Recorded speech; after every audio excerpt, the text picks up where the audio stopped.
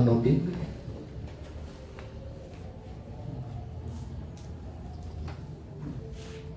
Nous sommes dans Ézéchiel chapitre 8.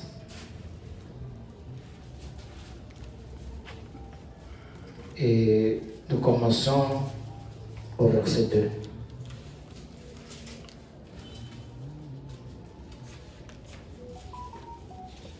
Ézéchiel chapitre 8. Nous commençons au verset 2 et nous allons aussi lire Ézéchiel chapitre 9.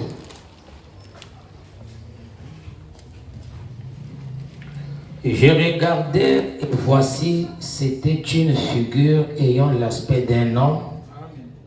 Depuis ses reins en bas, c'était du feu.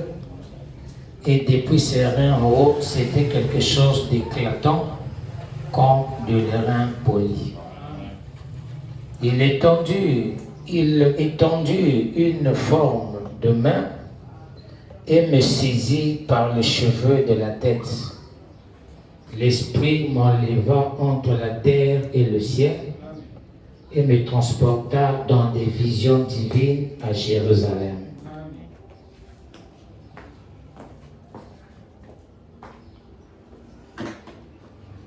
Dans des visions divines à Jérusalem, à l'entrée de la porte intérieure, au côté du septentrion où était l'idole de la jalousie qui excite la jalousie de l'Éternel. Et voici la gloire du Dieu d'Israël était là, telle que je l'avais vue en vision dans la vallée. Il me dit, fils de l'homme, lève les yeux du côté du septentrion. Je levai les yeux du côté du septentrion et voici cette idole de la jalousie était au septentrion de la porte de l'autel à l'entrée. Et il me dit, fils de l'homme, vois-tu ce qu'ils font dans les grandes vois-tu ce qu'ils font, les grandes abominations que commet ici la maison d'Israël pour que je m'éloigne de mon sanctuaire, mais tu verras encore d'autres grandes abominations.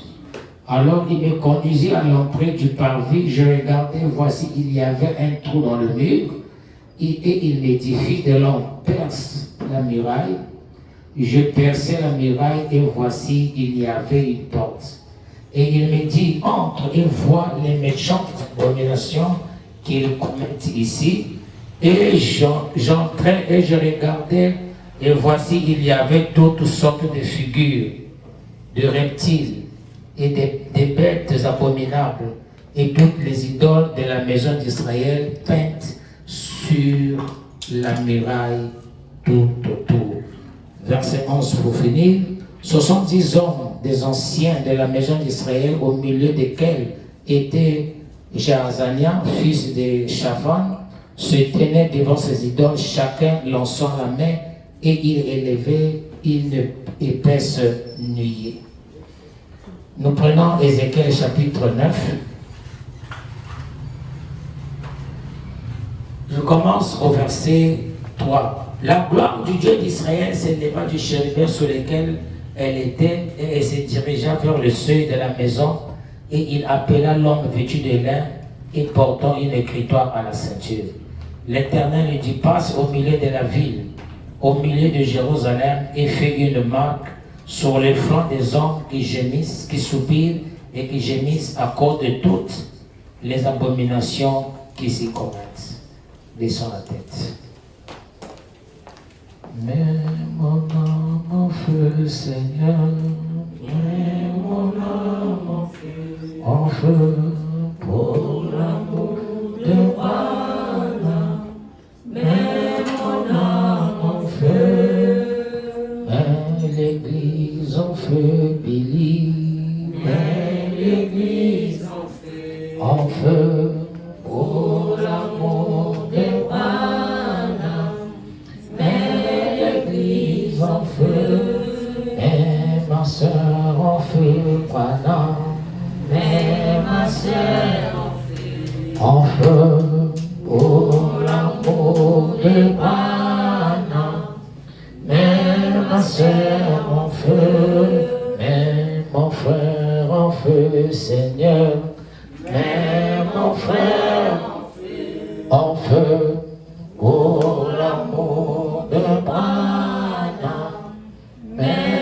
frère en feu.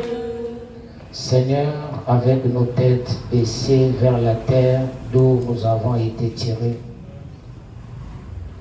nous demandons, Seigneur, de mettre l'Église en feu, de mettre ma sœur en feu et de mettre aussi mon frère en feu. Seigneur, nous sommes rassemblés ici pour la gloire et l'honneur de ton nom. Je demande une seule chose, c'est le pardon de cette assemblée, en commençant par moi jusqu'à la dernière personne. Ce que nous te demandons, Seigneur, c'est que tu traites avec notre esprit, parce que sans toi, tout ce que nous ferons, ça sera zéro. William Marion Branham, prends le contrôle de cette réunion. Nous avons lu la Bible, les textes, mais nous attendons seulement le grand enseignant, l'ancien, de nous enseigner, de nous apporter le contexte de ce que nous venons de lire. Seigneur, prends cette église sous ton contrôle. Chacun qui est ici présent a une requête dans son cœur, d'une manière ou d'une autre. Chacun a des requêtes différentes avec les unes et les autres. Mais nous prions, Seigneur, d'accomplir le désir de chaque cœur. Prends cette réunion sous ton contrôle. Nous chassons les esprits démoniaques, les ténèbres au milieu de nous. Dieu Tout-Puissant, éclaire cette salle, oh Dieu. Tu as dit là où 2, 3 sont réunis, ton nom, tu es au milieu d'eux. Seigneur, nous pouvons être 100 000 personnes, mais si tu n'es pas présent, nous sommes rien, nous sommes que des morts, un club des gens charnels qui se réunissent. Mais quand toi, le grand Saint-Esprit, la grande puissance divine, tu es au milieu de nous, Seigneur, c'est ça le succès de la réunion. Oh Dieu, bénis chaque âme, dispose-nous, Seigneur, à recevoir quelque chose de toi. Gloire et honneur à toi, puissant vainqueur, grand Saint-Esprit, William Marion Branham, nous avons ainsi prié. Amen. Amen. Vous vous asseoir.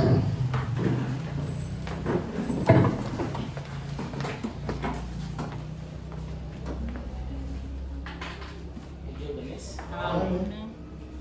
Vous allez savoir la chose de votre mari. Vous savez comment on a l'expérience de vos années, c'est vraiment de vos jeunesse. Bon, il a subi l'accident, mais j'avais vu Jonas bien rétabli. Il y a quelqu'un au Solomon de voilà, check pour le coller le numéro de téléphone. J'ai dit à la femme, ça c'est obligatoire, les frères c'est avec nous. Donc nous sommes une famille, ceux qui m'ont joué les camas, ceux qui nous ont fait ça, qui se passe. C'est le corps. Ceux qui nous s'appuient, suivent, les autres s'appuient, les autres comme mal à l'aise. Nous avons pas compris. Amen.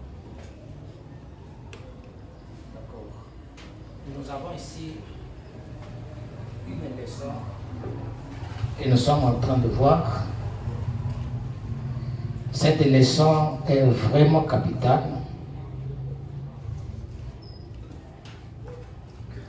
Et ce que je suis en train de prêcher, je ne prêche pas pour vous amener au salut, pour que vous allez sauver. Moi, je ne fais plus ça, parce que Dieu ne sauve plus. Nous avons lu ça. La porte des lâches est déjà fermée. Qu'est-ce que nous faisons? Nous sommes en train de prêcher ou de parler des choses que Dieu a déjà accomplies, pour que chacun de nous puisse reconnaître si il est sauvé ou il est perdu. D'accord. Nous avons lu dans le livre d'Ézéchiel au chapitre 8. C'est un livre, quand je lis le chapitre 8, ça me donne beaucoup de sujets de méditation. Au chapitre 8 d'Ézéchiel,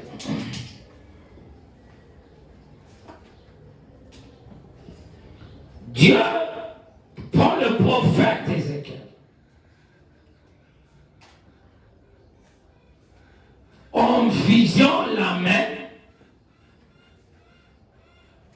pour lui montrer des choses abominables qui se passent dans la ville de Jérusalem, particulièrement dans le temple de Dieu. Là où les gens étaient censés adorer Dieu, ils l'ont mélangé avec d'autres choses. Tout cela pour exciter la jalousie de Dieu et pour faire que Dieu s'éloigne de son peuple. Jérusalem est la ville sainte.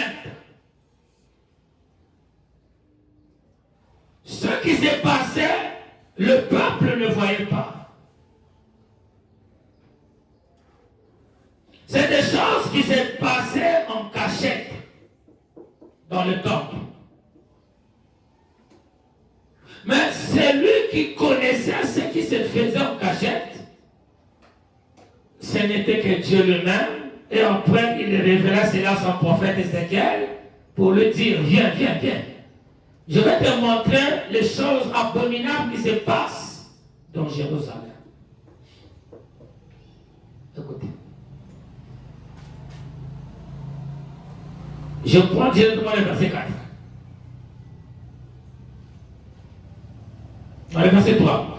Il étendit une forme de main et me saisit par le cheveu de la tête. L'esprit m'enleva entre la terre et le ciel et me transporta dans des visions divines. Ce n'est pas que le corps d'Ézéchiel s'est déplacé, c'est son esprit que Dieu a pris pour lui montrer des visions divines. Donc les visions divines, c'est des choses qu'on voit dans l'invisible, dans là où les yeux naturels ne peuvent pas voir. Mais les visions divines, ils percent. Ce que je fais dans le physique, vous pouvez le remarquer.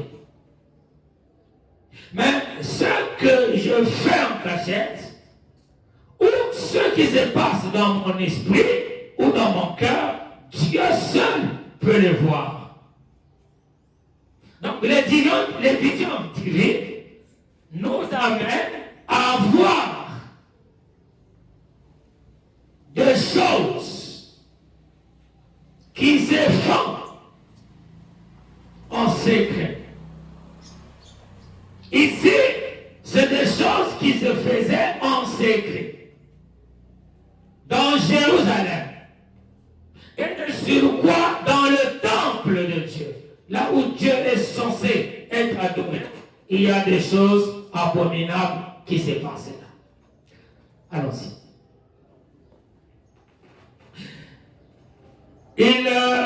Pour voir, me transporter dans des visions divines à Jérusalem. Jérusalem, c'est la ville sainte. Où c'était la ville sainte des religieux? C'était à Jérusalem. Lisez ça donc pour la petite Bethléem. Écoutez. Mais transportant à Jérusalem à l'entrée de la porte intérieure, du côté du septentrion, où était l'idole de la jalousie, qui excite la jalousie de l'Éternel. Cette idole excite la jalousie de l'Éternel parce que cette idole n'est pas l'Éternel, mais les gens ont fait cette idole qui excite la jalousie de l'Éternel. Allons-y. Et voici la gloire du Dieu d'Israël était là, telle que je l'avais vu en vision dans la vallée. Il me dit, fils de l'homme, lève le Dieu du côté du septentrion. Je levai les yeux du côté du septentrion, et voici cette idole de la jalousie était au septentrion de la porte de l'autel à l'entrée. Et il me dit, fils de l'homme, vois-tu ce qu'ils font? Ce qu'ils font ici, ce n'est pas des païens, des religieux, des sacrificateurs. Aujourd'hui, nous dirons des chrétiens. Ou aujourd'hui, nous dirons des croyants ou des branhams. Vois-tu ce qu'ils font en secret? Vois-tu ce qu'ils font? Je levai les yeux Excusez-moi. Oui. Et voilà, verset 4. Et voici la gloire du Dieu d'Israël était là, tel que je l'avais vu en vision dans la vallée. Il me dit, fils de l'homme, lève les yeux du côté du septentrion. J'ai levé les yeux du côté du septentrion, et voici cette idole de la jalousie était au septentrion de la porte de l'autel à l'entrée. Il me dit, fils de l'homme, vois-tu ce qu'ils font? Faisons Jérusalem sur ma tête. Faisons le temple, c'est Branham, tabernacle. Je liste comme ça pour que vous ayez une pensée juste. Voyez ce qu'ils font. Les grandes abominations que commet ici la maison d'Israël, pour que je m'éloigne de mon sanctuaire, mais tu verras encore d'autres grandes abominations. Alors il me conduisit à l'entrée du parvis, je regardais et voici il y avait un trou dans le mur. Il me dit, fils de l'homme, perce la muraille. C'est comme le temple est fermé.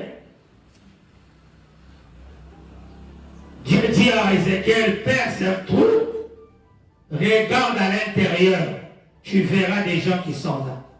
Tu vas voir ce qu'ils sont en train de faire.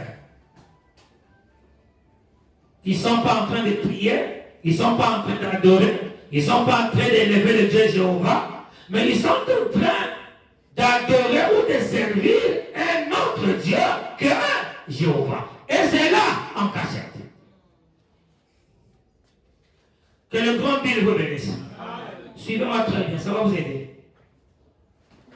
Faisons ça. Dieu te bénisse. Merci beaucoup. On avance.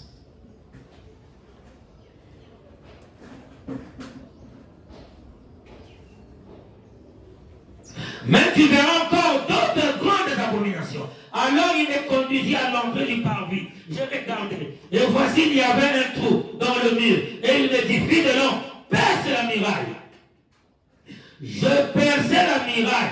Et voici, il y avait une porte. Et il me dit, entre et vois les méchantes abominations qu'il commettent ici.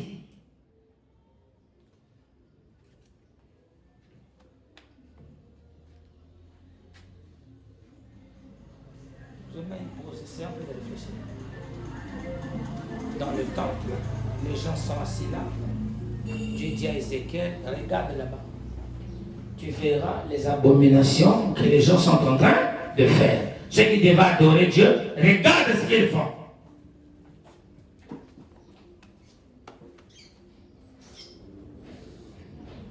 D'accord, j'avance.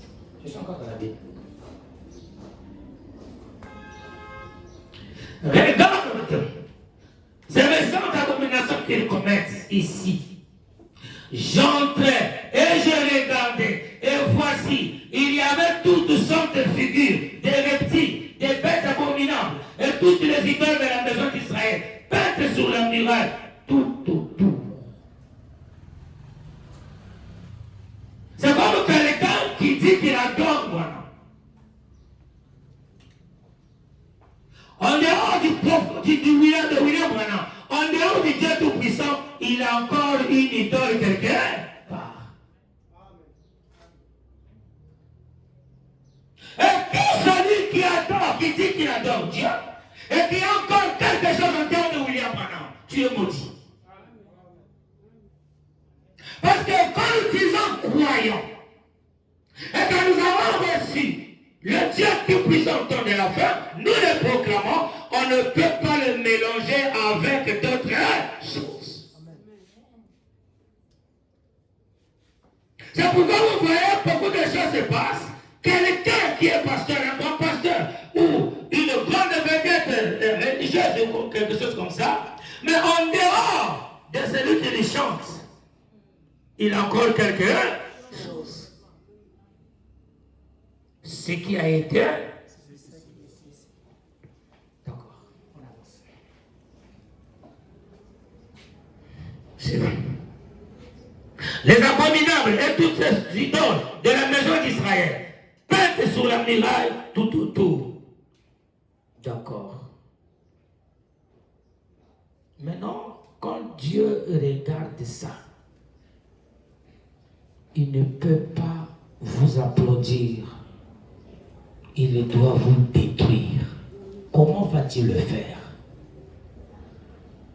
Si tu mélanges Dieu avec quelque chose d'autre que tu connais toi-même, sache que l'œil de l'aigle te voit.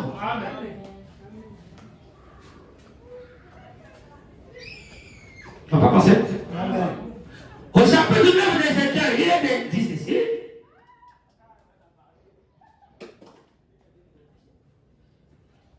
Écoutez. C'est-à-dire, la page 8 et la page 9, la page 10, ce n'est que la continuité de quelque chose. Je vous dirai à quel moment les gens ont séparé les versets, les chapitres et toutes ces choses-là. Parce qu'en fait, c'était juste, on écrivait comme ça, mais il y a quelqu'un ou des gens qui sont venus, ils ont séparé les chapitres, ils ont séparé les versets. Mais en fait, c'était toute une continuité. On a séparé cela pour que ça nous donne au moins connaître les points de vérité et tout cela. Il y a quelqu'un qui a fait ça. C'est un docteur en théologie catholique, c'est un grand prêtre. Je vous parlerai de ça, ce n'est pas notre sujet. C'est pourquoi vous voyez que Ézéchiel 8 et 9, c'est juste une continuité. Une continuité. Écoutez. Là, c'est 9. Puis il cria. Bon, je prends 8 au verset 18 et puis Ézéchiel 9. Votre continuité. Écoutez. La continuité d'Ézéchiel 8. Moi aussi. Non, je prends 17. Et il me dit, voici. Vois-tu, fils de l'homme, est-ce trop petit pour la maison de Juda de commettre les abominations qu'ils commettent ici? Faut-il encore qu'ils remplissent le pays de violence et qu'ils ne cessent de m'irriter? Voici, ils approchent le rameau de leur nez. Mais moi aussi, j'agirai avec fureur, mon œil sera sans pitié.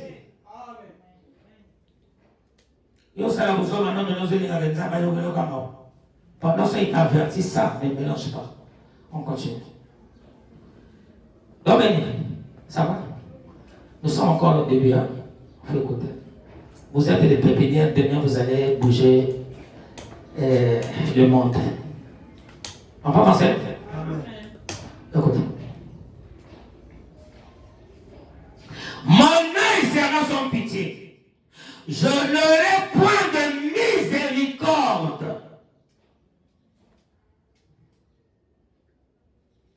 Quand il criera à haute voix, à mes oreilles, je ne les écouterai pas. Qui est à l'auteur de cela? Toi-même. Parce que tu mélanges Dieu et autre chose. Et quand le mal t'atteindra, quand le mal arrivera, quand tu crieras, tu diras, oh Dieu, quand je vais prier, Dieu va écouter. Non. Il dit, quand tu crieras à mes oreilles, je ne les écouterai pas. Verset 9, chapitre 9 maintenant. Continue. Puis il criait d'une voix forte à mes oreilles, approchez-vous qui devez châtier la ville. Quelle ville? D'accord. Comme aujourd'hui on peut dire, au lieu de Jérusalem, nous mettons Matadi. Il y a de quoi à Matadi, je pense. Si là-bas les gens ont mélangé Dieu avec autre chose, rien n'empêche qu'à Matadi la même chose se passe. Ne vous en faites pas. Ne vous en faites pas. Écoutez. Qui donne de châtier la ville. Chacun son instrument de destruction à la main. Et voilà arrivèrent par le chemin de la porte supérieure du côté du septentrion, chacun son instrument de destruction à la main. Mais nous devons nous rappeler, quand l'abomination se passe dans la ville de Jérusalem, quand une mauvaise chose se passe, il y a toujours quelques-uns parmi les gens qui ne veulent pas ou qui n'apprécient pas ces actes abominables qui se passent. Et quelqu'un qui n'apprécie pas de tels actes, Dieu sait qu'un tel n'est pas d'accord avec cela, qu'un tel n'est pas d'accord avec cela, et ce sont des gens que Dieu préserve. Comment ils vont les préserver? Ils leur mettront une marque sur le front. Et ça que je vais dire aujourd'hui, tel que nous sommes assis ici dans le tabernacle là, bon, on ne va pas ça la place pour avoir la 14 ans, mais les personnes les bien qui ça la place, mais comme c'est la parole, on est obligé. Il va avoir deux marques. La marque de Dieu et la marque de la bête. Deux marques. Nous en laissons. Alors, toi ce matin, dis, moi, je ne suis pas celui qui est scellé de cette marque démoniaque, mais moi, je suis celui qui est scellé de la marque de Dieu. C'est ce que tu dois dire. Et en disant cela, sois sûr que ton cœur soupire et gémisse quand tu regardes le mal qui se passe dans la vie. Écoutez.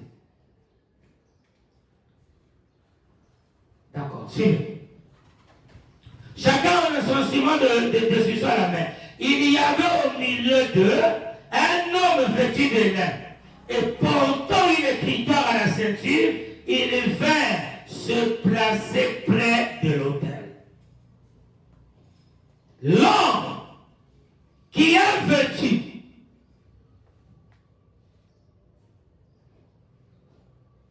de lin et portant une écritoire sur la ceinture. Qui est cet homme-là?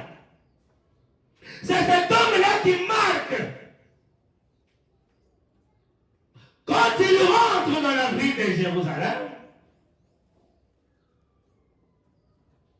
il commence à marquer des gens. Un signe qu'il appose sur vous, qui montre que vous lui appartenez. Vous êtes son peuple. Le Saint-Esprit, l'homme qui a l'écritoire sur sa ceinture. Vous le savez, je vous avais dit, je pense, le vendredi ou mercredi.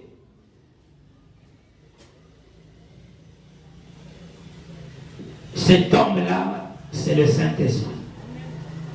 C'est lui qui marque. Mais il va marquer qui? Les hommes.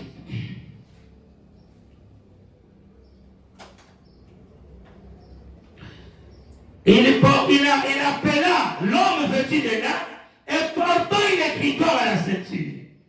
L'Éternel lui dit, passe au milieu de la ville, au milieu de Jérusalem. Moi je dirais, passe au milieu de la ville, au milieu de la ville de Mathaïs. Faisons ça. Qu'est-ce qu'il va faire? Écoutez. Passe au milieu de la ville de Jérusalem et fait une marque sur les fronts. D'accord. Les fronts de qui? Des hommes qui soupirent et qui gémissent à cause de toutes les abominations qui s'y commettent. Gémir et soupirer. C'est la seule catégorie que Dieu préserve. Celui qui soupirent et qui gémissent. À cause de quoi? Des abominations qui se passent dans la ville de Matati. Alors, quand nous allons continuer de parler, vous verrez vous-même si vous avez cette marque ou non. Si vous avez cette marque, il y a des conditions qui suivent cela. Si vous n'avez pas aussi cette marque, il y a des conditions qui suivent cela. C'est pourquoi je vous ai dit, vous connaîtrez vous-même si vous êtes sauvé ou vous êtes perdu. Vous connaissez vous-même si vous avez la marque ou non. Parce que c'est ce que j'ai dit ici. Les marques ou la marque qu'on doit mettre sur les gens, c'est le travail est déjà fait il y a longtemps. Ici, je vous parle seulement de ce qui s'est passé.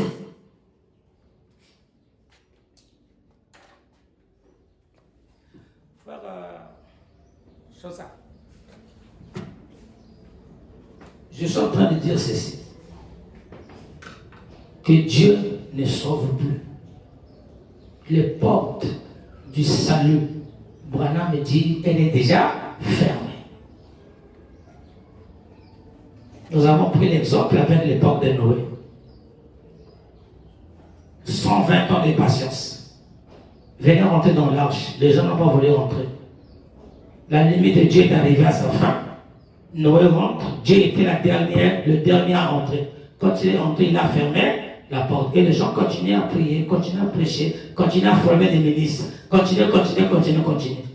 Mais Dieu ne pouvait plus les sauver. C'était ceux qui étaient condamnés pour l'éternité.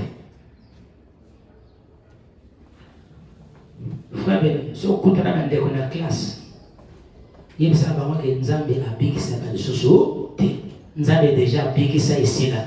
Donc dès que nous allons, soit tu es sauvé, soit tu es perdu. Mais nous sommes assis ici.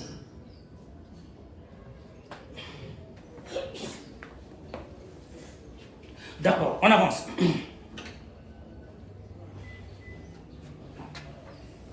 Écoutez.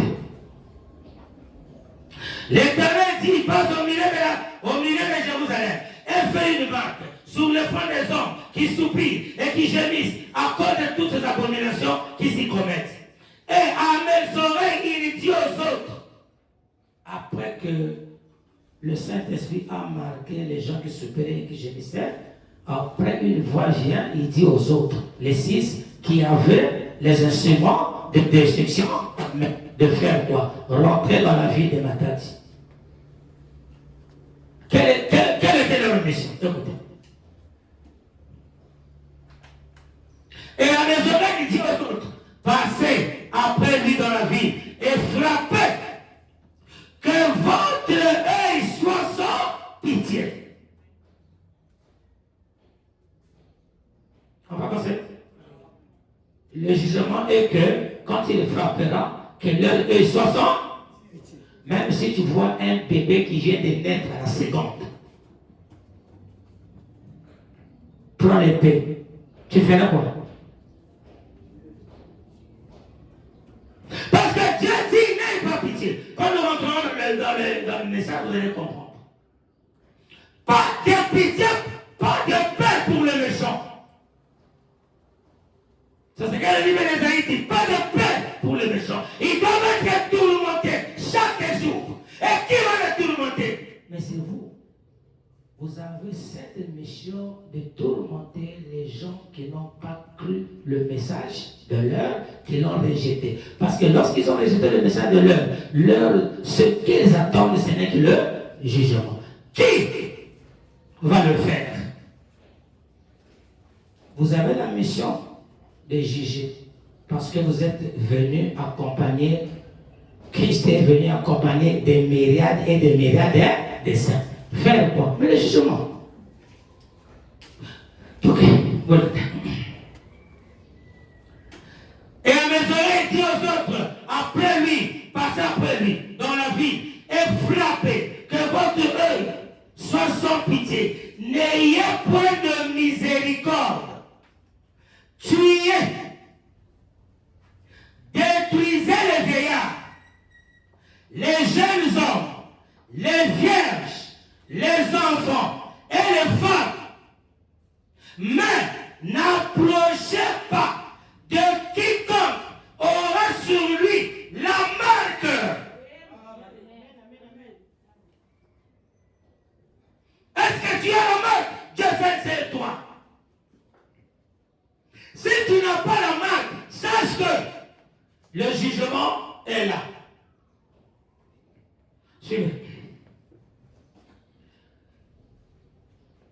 Écoutez. Sauf, n'approchez pas de quiconque aura sur lui la marque. Et commencez par mon sanctuaire. Le jugement doit commencer par à quoi où? Dans le sanctuaire. C'est dans le sanctuaire, les gens se disent que je suis croyant, que je crois la parole, que je suis ceci, je suis cela. C'est bon. Tu gémis et tu soupires à cause des abominations. Point d'interrogation. Est-ce que tu as le souci de quelqu'un, ton voisin, ton frère, ta soeur, qui n'est pas encore sauvé? Tu penses à lui? Point d'interrogation. Est-ce que tu as la capacité de porter de l'eau à la vie à celui que tu vois dans le mal? Tu y as déjà témoigné de Christ? Point d'interrogation. Écoutez.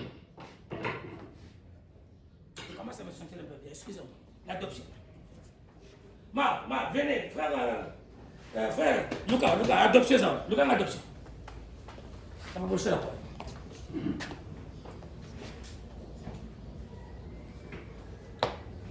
Pas Jonas. Vendez-moi mon avis. Ah? Vendez-moi mon avis. Déplacement. L'adoption. Donc, Jean-Marc, quand je pense, je suis seulement là où il était. Nous allons aller à donc, on m'attend à 15h, que c'est ça, mais pour la mort, il est Nicolas, où il est trop d'excès.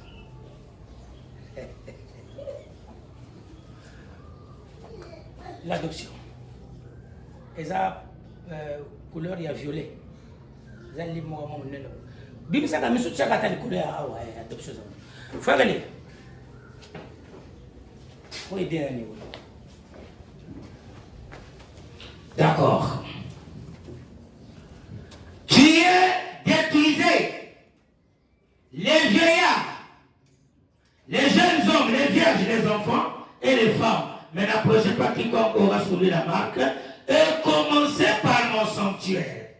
Ils commencèrent par les anciens qui étaient devant la porte.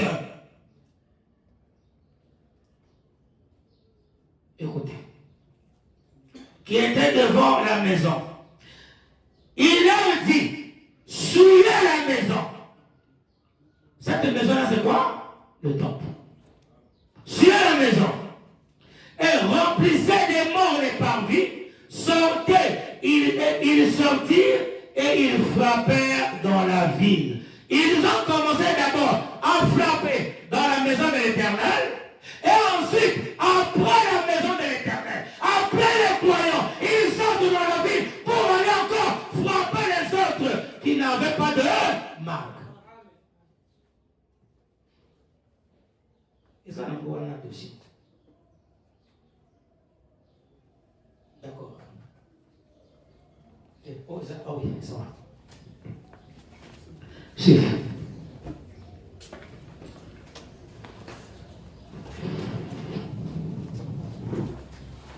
Excusez-moi.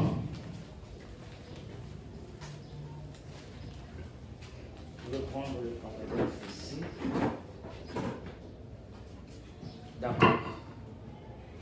Les gens qui soupirent et qui gémissent à cause des abominations qui se passent dans la vie.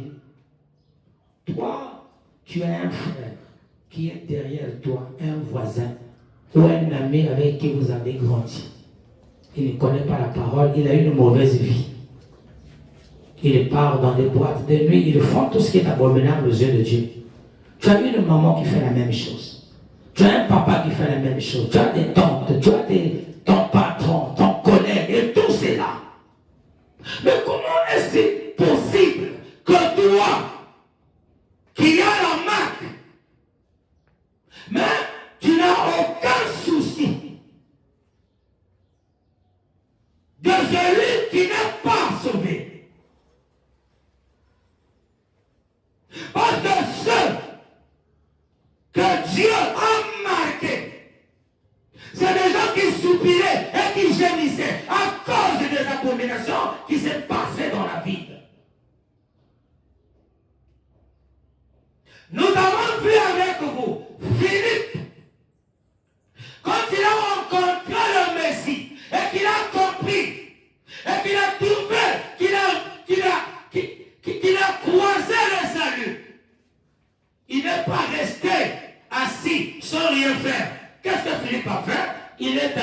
voir son frère Nathanaël à des kilomètres pour lui dire, viens voir, nous avons trouvé le Messie. C'est lui qui a le baptême du Saint-Esprit, dit William Branham. Il ne va pas rester assis. Son cœur bat pour apporter la parole à celui qui n'a pas la parole. Apporter de l'eau à celui qui n'a pas de l'eau. Ce monde est comme le désert. L'eau est difficile, mais toi tu as l'eau. Pour que ton ami soit sauvé, apporte-lui de l'eau. Vous dites, tu vois une sœur prostituée, un frère, je ne sais pas comment, tu ne veux pas l'approcher pour lui parler comme ceci. Adoption. 4e partie, paragraphe 100. Je commence au paragraphe 101. Qu'est-ce qui vous dit que le vendeur d'alcool là-bas n'est pas prédestiné? Mais vous voyez les petits garçons qui vendent des alcools, les whisky, comment vous appelez ça? Dis donc, voilà bizarre. Est-ce que tu t'es déjà approché de lui? Tu lui as déjà parlé des messages? Peut-être qu'il est prédestiné. Peut-être qu'il est élu. Écoute. Qu'est-ce qui vous dit que le vendeur d'alcool là-bas n'est pas prédestiné à la vie? Qu'est-ce que vous dites de la prostituée là-bas à qui vous ne voulez même pas adresser la parole? Qu'est-ce qui vous dit qu'une petite poignée de main et une invitation à venir à l'église ne fera d'elle une sainte? C'est la liste. Comment dire le frère, soeur le palou, vous les frères et sœurs? Ote, mwana moswana za kandumba, mbali wana za donc asa kote na tina te, asa kote tina te. Oh, mais peut-être que c'était le lieu. Ce sont les gens qui soupirent et qui gémissent. C'est de telles personnes que le Saint-Esprit a marqué. Allez là-bas. Suivez. Qu'est-ce qui vous dit que la prostituée là-bas, que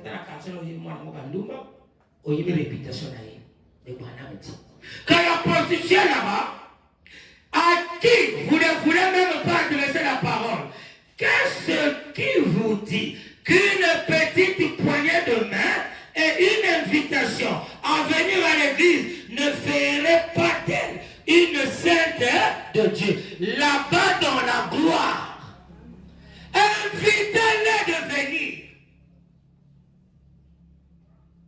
Depuis que tu as pris, tu n'invites personne de venir à l'église. Parce que tu n'as pas le courage de le faire. Et parfois, les gens dans le quartier, vous avez honte de leur présenter la parole parce que toi-même, tu te reproches déjà. Il y a risque. Frère, toi qui es église, tu es église quand tu es église, tu es différence de gotika. Papa, il va dire, oh, il me soigne.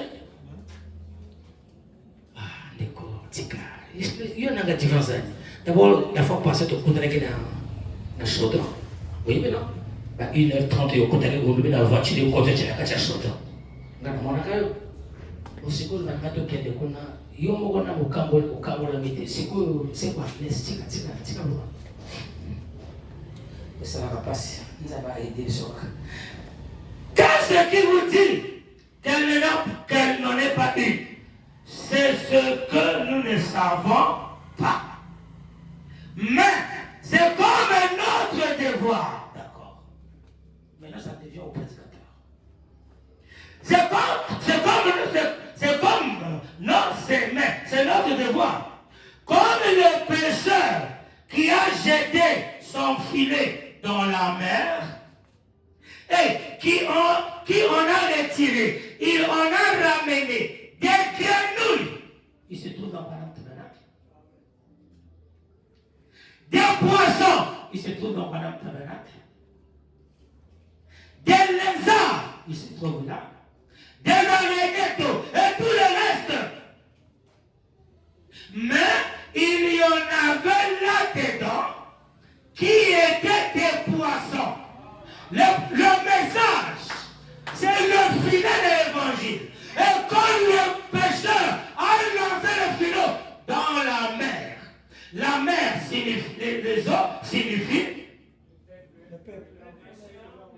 D'accord. Le pêcheur du dernier jour, un grand pêcheur appelé William Branham.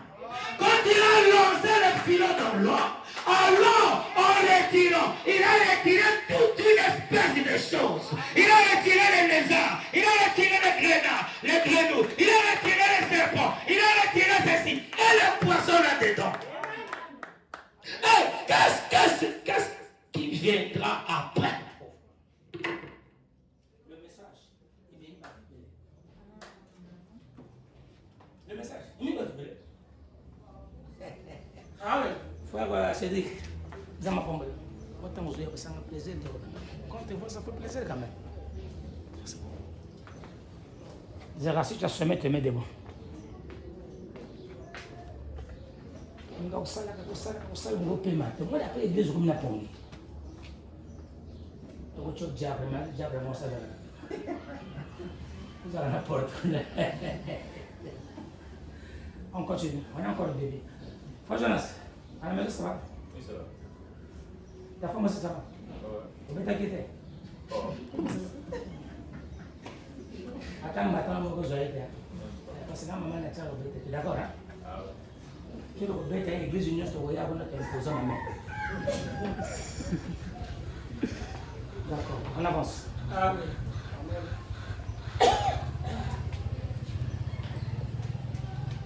Le message, c'est le filet. Quand cela a été lancé, ça a amené beaucoup de choses. Écoutez, les lézards, des araignées, d'eau et tout le reste. Mais il y en avait là-dedans qui étaient des poissons. Et il ne savait pas. Tout ce qu'il a fait, c'était de jeter le filet. C'est ce que nous faisons. On jette le filet, on retire le filet et nous trouvons beaucoup de choses. Mais le pêcheur a besoin que de quelque chose. Des poissons. Qui est poisson? Dieu sait le sait. Même si au milieu de vous, tu sais que tu es un poisson, tu dois être mis à l'autel de Dieu. Tu es la personne la plus heureuse au monde. Être un poisson. Si tu es un araignée, après 5 ans, 10 ans, 15 ans, tu les partiras dans l'eau, dans le monde, parce que le message n'est pas ta patrie.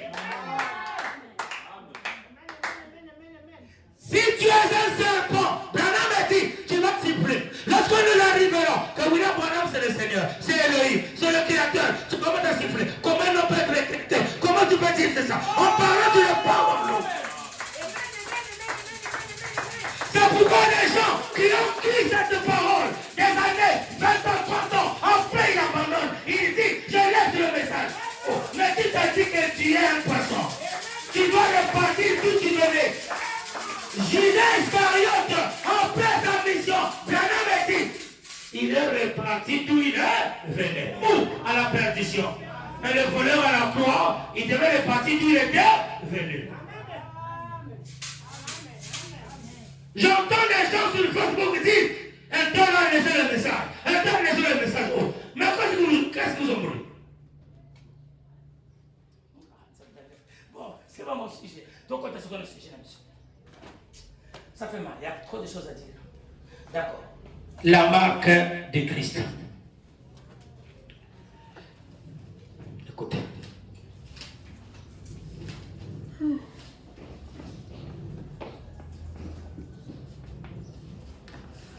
Excusez-moi. La marque de Christ. J'avais mis ça ici. La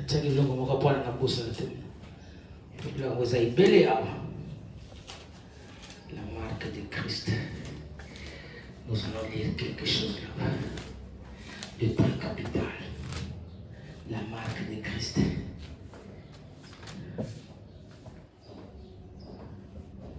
C'est possible. Qu'est-ce que j'ai fait encore? Suivez-moi très bien. Nous allons lire quelque chose de très bien. Que le Seigneur nous fasse grâce. Que nous puissions lire cela. C'est une bénédiction en la lisant.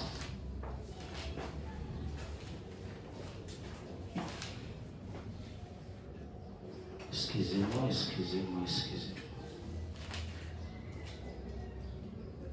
D'accord. Qu'est-ce que le sceau de Dieu qui est apposé sur vous? Je prends le paragraphe 50. Je prends le paragraphe... Non, la marque de la bête 61, paragraphe 17. Frère, attends, nous avons... Bon, on va en parler après. Le gars la marque de la bête 61. Ah, il y a un 56. Qui a la marque de la... Ou soit vous le la téléphone, la marque de la bête 61.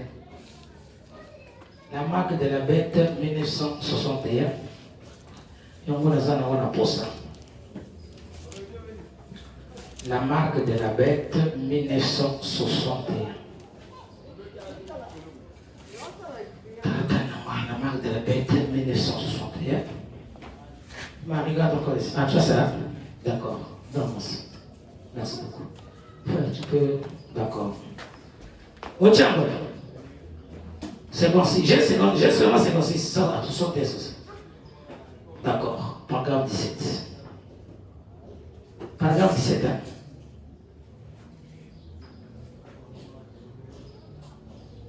Voilà, ok. Eh bien, le Saint-Esprit est le sceau de Dieu. Maintenant, si vous dites que vous croyez et que vous n'avez pas reçu le Saint-Esprit, alors Dieu n'a jamais reconnu votre foi. Pas encore, c'est vrai. En effet, le sceau, c'est la reconnaissance que Dieu a achevé, qu'il a fini son œuvre en vous. C'est vrai qu'il a reconnu cela. Assurément, quelqu'un a dit, pourquoi rendez-vous donc cela si facile, frère Madame? En citant Saint Jean 5, 24, c'est le commencement de l'Esprit, c'est vrai. Je crois qu'un homme aussitôt qu'il croit au Seigneur Jésus-Christ, il y a une portion du Saint-Esprit. Quand vous êtes sanctifié, c'est une autre portion du Saint-Esprit qui vous purifie. Ensuite, vous êtes rempli du Saint-Esprit. C'est vrai. Eh bien, celui qui écoute ma parole et qui croit à celui qui m'a envoyé à la vie éternelle. Il n'y a aucun genre, il n'y a qu'un seul genre de cela, c'est la vie de Dieu. Écoutez. Or, nous voyons que Caïn a bâti un autel, il a placé un sacrifice dessus, il s'est agenouillé, il a confessé sa foi en Dieu, il a adoré Dieu en d'autres termes.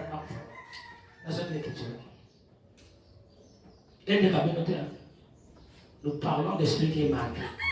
Écoutez. Or, nous voyons que Caïn a bâti un autel. D'accord? Il a placé un sacrifice dessus. Il s'est agenouillé. Il a confessé.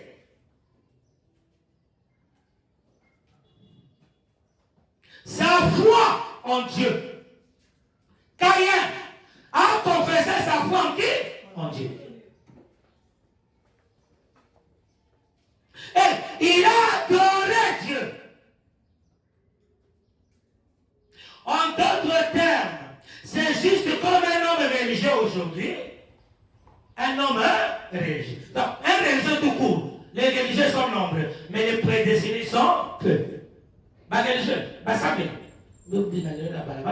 l'église à plein. Ce ne sont que des quoi? Des religieux. Pareil à Caïn. Écoutez, des religieux.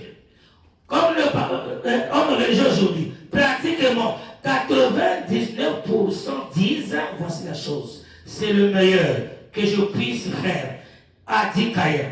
J'ai bâti un hôtel, je suis membre de cette église ici, j'ai offert un sacrifice, c'est le meilleur que je puisse offrir, c'est apprendre où à laisser, voilà la chose, c'est juste. C'est l'attitude des gens aujourd'hui. Je fréquente l'église, je les aide à tout faire.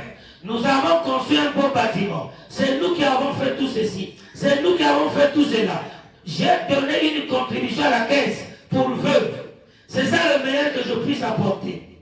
C'est apprendre à laisser. Mais Dieu laissera cela. Il a laissé cela pour Caïn. Il laissera cela pour vous. Telle voie paraît droite à un homme, mais son issue c'est la mort. C'est la voie de la mort. Il n'y a qu'une seule voie à laquelle Dieu a pourvu, c'est au travers du flot, du sang qui mène vers le Saint-Esprit. Sans cela, son effet de vous, c'est fini pour vous, vous n'y entrerez jamais. Tu peux faire tout ce que Caïn a fait. Il a adoré. Dites Amen. Amen. Il a contribué à la construction de l'église. Dites Amen. Amen. Il s'agenouille devant Dieu pour adorer. Dites Amen. Amen. Il a payé ses dîmes. Il a payé ses offrandes. Il a tout fait. Pour le Caïn, il voyait que c'est l'essentiel. L'essentiel n'est pas ça. L'essentiel est que tu puisses avoir la marque de Dieu sur toi. Parce que c'est la seule chose qui te mettrait à l'abri de tout danger ou de jugement qui sont à venir. Parce que beaucoup de gens pensent. Surtout les comme ça, dans l'église, il y a des dénominations. Je prends l'exemple de Dieu. Oh, papa, la paix, ça va dire, mais ça ne marche pas. 10 000 ça veut dire. Ça veut dire. Ceux qui disent, ils ont 10%. 10%, ils sont donnés à combien? Maintenant, on a plus de $30, ils ont sur 10 000. La paix, ça va être non, c'est un vol. Dieu existe que 10%. Il existe que 10%. Dieu existe. Même si tu as eu combien, ne donne pas plus, ne donne pas moins. Donne l'exemple de 10%. Maintenant, il y a des gens dans les églises, il y a pas ça qui veut dire le bélier à Dieu ça veut dire quoi? Quand il a pensé cela, écoutez. La marque de la bête, paragraphe 38. Écoutez. Toujours même dossier, dans ce thème. Mais nous allons aller le reste. Nous allons aller pour ça. 38. D'accord. Eh bien,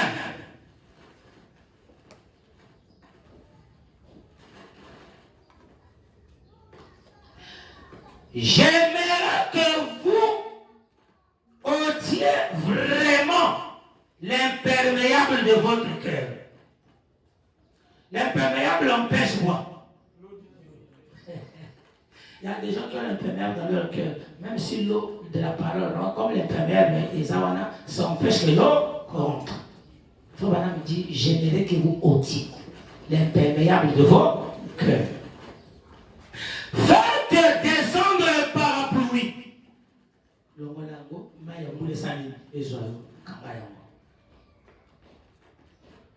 Mettez simplement votre parapluie méthodiste dans un coin, votre parapluie baptiste dans un coin, et votre parapluie pentecôtiste dans un coin, et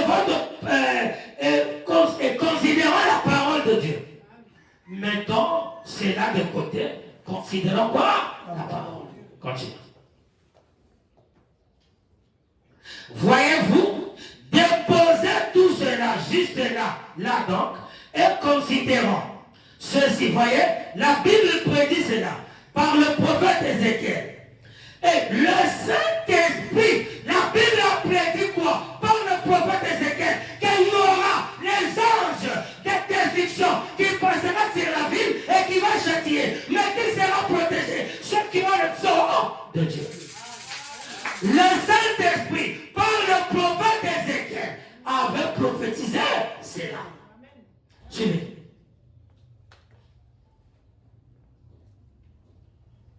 Écoutez. La Bible après dit cela par le prophète Ézéchiel. Et le Saint-Esprit est venu accomplir exactement ce qui avait été dit. Et même les petits enfants. La Bible. Les historiens ont dit, maintenant, rappelez-vous, la Bible dit, n'épargnez rien. Faisons que les anges rentrent ici dans cette ville, dans cette chapelle. Ça, c'est le temple de Jérusalem. On leur a donné les instructions, n'épargnez rien.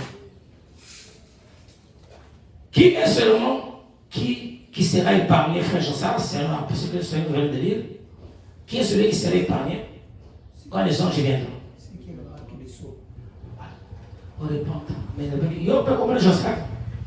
Parce qu'il a répondu à plus tard. Non. Azo médité pendant un temps.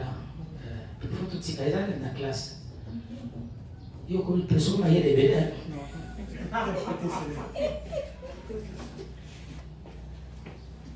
Vous savez à l'école, non? Vous êtes des élèves, je suis l'enseignant, nous avons les tableaux. Quand je dis sœur Malou, sœur Elie, sœur de tel, frère de tel, celui qui doit répondre. Quand je fais ça, ils apprennent à table à ceux qui le sortent et continuent. On continue. Écoutez. Les historiens ont dit maintenant, rappelez-vous, la Bible dit, n'épargnez rien. Enfant. Ici, nous avons un enfant. C'est bien. Donc, bien. Par rapport à... Ah oui. Nous avons encore un là. Lorsque les anges vont rentrer, ils ne vont pas les épargner sinon par la marque. Ils vont faire quoi? D'accord. S'il y a un vieux ici, de 90 ans, 98 ans, pour me mettre, mais les anges là n'ont pas le droit d'avoir pitié. Quand il viendra, il regarde, lui c'est un vieillard, il regarde le signe du maître, il ne trouve pas. Ils les auront miséricorde. Ils vont faire quoi? D'accord. Une maman rentre ici, avec un bébé qui vient de sortir de l'hôpital, peut-être un mois après ou 2 semaines après, elle rentre là avec son bébé. Quand les anges viendront, de 2 sections, sinon pas la marque, ils feront quoi? D'accord. Tout ça là que l'ange va content. Tout ça là que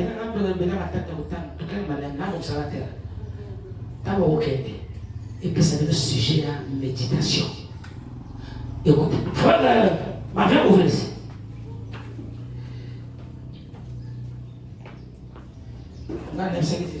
Frère Jonas, entend la vie sur le projecteur. Quand le bébé au Canada, c'était beaucoup de choses. Pour nous, nous sommes typiques. Nous sommes les gens qui ont